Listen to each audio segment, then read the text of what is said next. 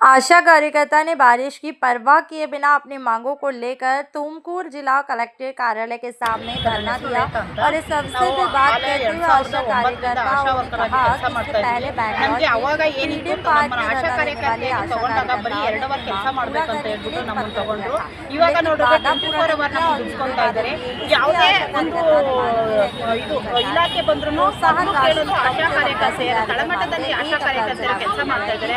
ಆದ ಸಮೇತ ನಮಗೆ ಬರೀ 5,000 ಅಂತ ಹೇಳ್ಬಿಟ್ಟು ಬರೀ ಕಡಿಮೆ ದುಡ್ಡಿಗೆ ದುಡ್ಸ್ಕೊಂತಾ ಇದ್ದಾರೆ. ನಮಗೆ ಯಾವುದೇ ರೀತಿ ನಾವು 5,000ಕ್ಕೆ ಕೆಲಸ ಮಾಡಕ್ ಆಗ್ತಾ ಇಲ್ಲ. ಯಾಕೆ ಅಂತಂದ್ರೆ ಎಲ್ಲಾ ಬೆಲೆ ಏರಿಕೆಗಳು ದುಬಾರಿಯಾಗಿವೆ.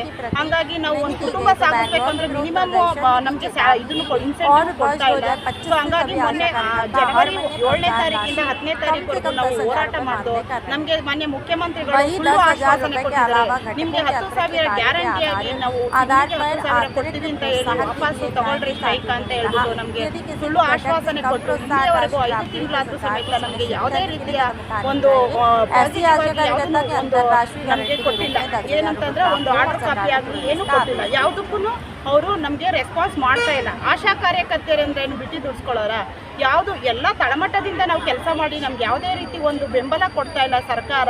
ಹಂಗಾಗಿ ಎಲ್ಲ ನಮ್ಮ ಆಶಾ ಕಾರ್ಯಕರ್ತೆಯರು ಎಲ್ಲ ಜಿಲ್ಲೆಯಾದ್ಯಂತ ನಾವು ಈ ಹೋರಾಟ ಮಾಡ್ತಾ ಇದ್ದೀವಿ.